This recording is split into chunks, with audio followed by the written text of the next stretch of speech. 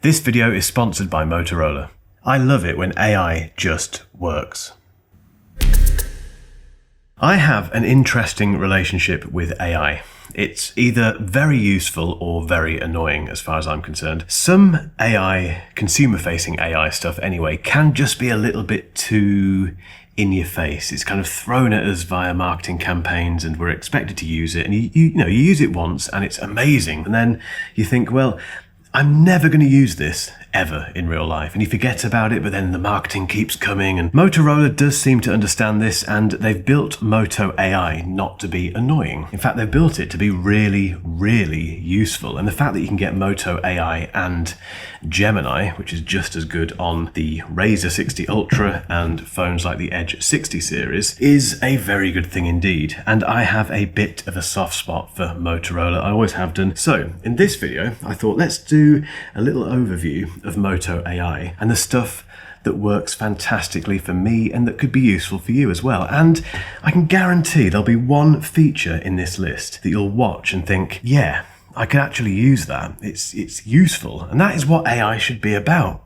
I'll be demonstrating Moto AI on the Razr 60 Ultra, which is a fantastic flip phone. I reviewed this a few weeks back. We'll leave a link to that review at the end of this video. The first thing to talk about is how you get into Moto AI, because there's 3 ways you can do it and all 3 are pretty useful. One of them is the good old-fashioned button. And I say good old-fashioned, not many phones have this. A lot of phones rely on you holding down the power button to get into the AI functionality. Not on this one. No, you have a dedicated button for it. So I hold that and we get Moto AI at the bottom of the screen. The other way to do it is just by going into the Moto AI app on the home screen, or Motorola being Motorola, there's a gesture. I just go and bang, it's there. So straight away, it's easy to get into Moto AI. You don't have to go hunting for it. You just press a button, double tap, or go into the app. But I do like gestures. That Motorola get gestures.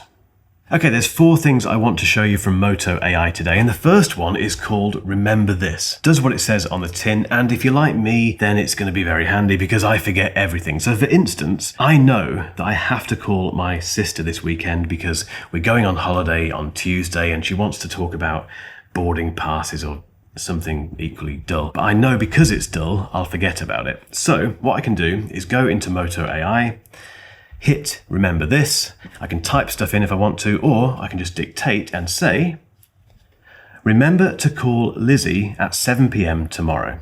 Done. That goes into a list and it will remind me at 7 p.m. tomorrow to give her a call. However, if I wake up and think, I need to call Lizzie, and I set a reminder, what was it? I can come onto here and just say, what time do I need to call Lizzie today? There we go. So that will keep my sister happy, and it works on screenshots as well. So for instance, if I'm on Amazon and I spot this massive dog lead and think that would be handy for the puppy when we get home from holiday, but I know it's pointless buying it now because I'll forget and then it will arrive while we're away and someone will steal it from the front door. What I can do is go into Remember This once again, and it gives me the option to grab that screenshot and save it into my little memory bank. And it pulls information from it, so it knows that I'm looking at a dog lead, and it just means that I can come back from holiday, recall that memory, and buy that dog lead. And for someone like me, like I say, that's an incredibly handy feature. Notifications. Now, if you're anything like me, you'll be fed up with notifications from Instagram, WhatsApp, messages, YouTube Studio in my case, TikTok. I get so many notifications. Thankfully, Moto AI has a feature called Update Me. And what it does is it gives me a summary of what's come through since I last checked my phone. And it does it in such a simple, engaging, and non-cluttered way. Compared to going into your phone and doing that and then seeing this massive avalanche of messages and notifications and stuff, it's just so much more convenient. And it's also a little bit like having a conversation with someone, having a little, and this is what these assistants should be doing. They're like little people inside your phone that talk to you and tell you things that are useful. Update Me is utterly fantastic. So simple, but so effective. And if you've got the Razr 60 Ultra, it works on the lock screen.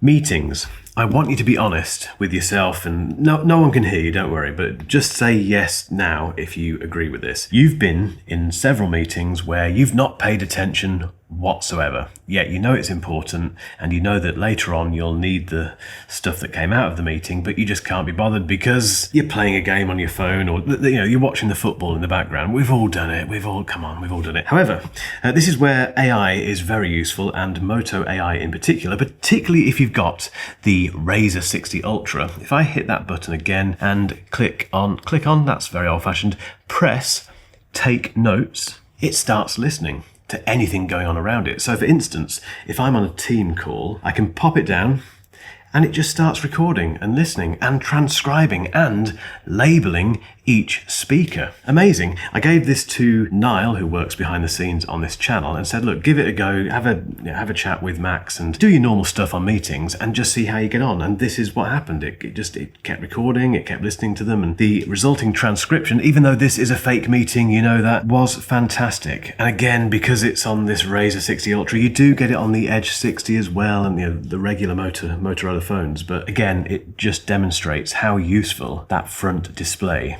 on the Razr 60 Ultra is. It's fantastic.